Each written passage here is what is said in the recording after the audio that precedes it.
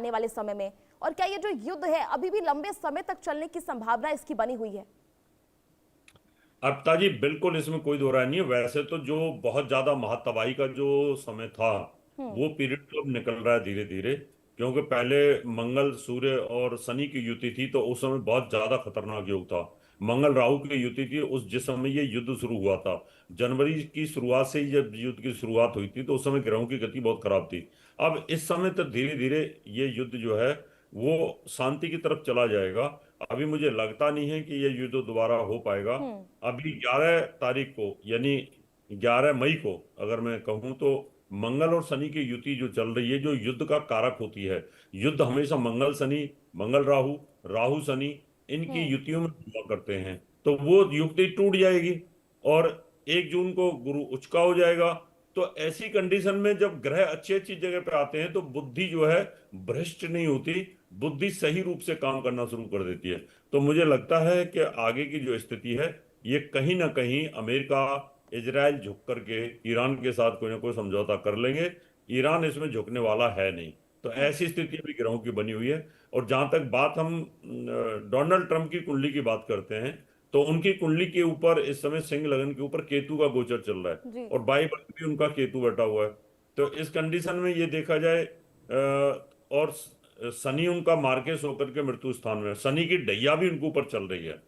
अब जिस व्यक्ति के ऊपर शनि की ढैया चल रही हो, शनि की 7.5 चल रही हो, या हम्म। तो बहुत ज्यादा डिफेम होता है, बहुत ज्यादा बदनाम होता है, आर्थिक संकट में होता है, राज सत्ता से जुड़ा हुआ, राज सत्ता चली जाती है, उम्र के पड़ाव पर है, तो कहीं ना कहीं शनि उसको मार्केस यानी अपने साथ ऊपर यमराज लेके चले जाते हैं। तो जो मैं मुझे अभी लग रहा है, तो इनके परिवार में किसी की मृत्यु होने का योग बनता है। यानी डोनाल्ड ट्रंप या डोनाल्ड ट्रंप के परिवार के अंदर कहीं ना हम्म। कहीं मार्केस लगा हुआ है, तो किसी की मृत्यु होना।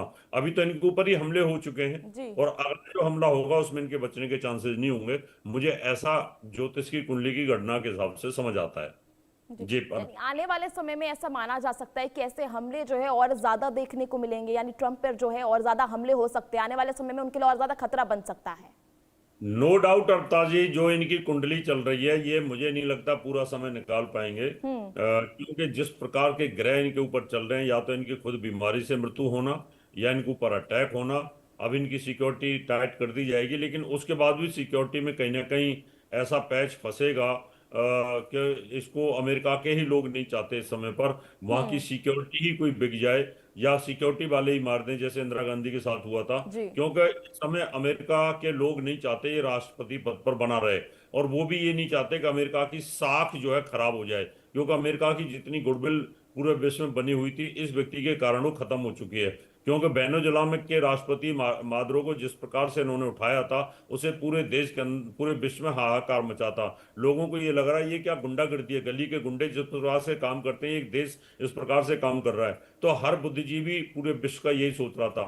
तो सबकी सोच यही है, अमेरिका की सोच यही है। तो वो नहीं चाहेंगे कि लंबे समय तक अब ये शासन करे, और कहीं ना कहीं उन्हीं की सेना के लोग, आर्मी के लोग, या कोई उनके पुलिस के लोग, या कोई हम्म। टेररिस्ट विंग कहीं ना कहीं जाकर के इनको, इंटेलिजेंस ब्यूरो के लोग कोई ना कोई, मुझे लगता है खत्म कर देंगे। ऐसी सिचुएशन इस समय दिखाई दे रही है। रावत जी, जैसे देखा जा रहा है बार बार जो है अमेरिका बयान दे रहा है, ट्रंप की तरफ से बार बार बयान आ रहा है कि ईरान जो है दबाव में है, बहुत ज्यादा मानसिक आर्थिक दबाव में जो है ईरान हो गया है, इस वजह से वो झुकने की स्थिति में भी है, और लगातार जो है उसकी तरफ से जो प्रस्ताव है वो बार बार रखे जा रहे हैं। तो ईरान की कुंडली क्या कुछ कहती है, ऐसे में आगे जाकर वो समझौते पर रुक जाएगा, क्या वो समझौता कर लेगा? देखिए, ईरान की और इजराइल की कुंडली जो है अर्पिता जी, एकदम दोनों बराबर की, कांटे की टक्कर है। हम्म। दोनों की वृष लगन की कुंडली है। और वृष लगन में ना तो इजराइल झुकने वाला है और ना ईरान झुकने वाला है। दोनों की कुंडलियों में ग्रहों की गति जो चल रही है, वो बड़ी पावरफुल चल रही है। और इस समय लगन के अंदर स्वराशि का शुक्र चल रहा है, और ये 14 मई तक चलने वाला है। तो कहीं ना कहीं कोई भी इसमें झुकने वाला नहीं है, और ईरान को ये तबाह हम्म। कर दें ऐसा मुझे लगता नहीं है किसी कीमत पर। उनकी फाइनेंशियली क्राइसिस आप इंटरनेशनल खत्म कर सकते हो, देश में भूखे थोड़ी मर जाएंगे सारे के सारे। ऐसा तो होता नहीं है कहीं पर भी, क्योंकि उनका जो उनकी जो सप्लाई है, उनको ज्यादा ज्यादा आप कितना रोकोगे। लेकिन उनके पास जो होर्मुज का जो उनके पास कब्जा है, वहां पर भी कहीं ना कहीं अमेरिका के हम्म। जहाजों को मार गिराएंगे वो धीरे धीरे। तो अभी ऐसा नहीं लगता कि उसको पूरा तबाह कर दिया जाएगा। अगर पूरा तबाह किया जाता, मानव अधिकार आयोग किस लिए बना हुआ है, फिर यूएनओ किस लिए बना हुआ है, जी। फिर सिक्योरिटी काउंसिल किस लिए बनी हुई है? क्या आप किसी देश को ऐसे खत्म कर दोगे, वहां की जनता को भूखा मरने के लिए छोड़ दोगे? जी। यही मानवता कहती है क्या?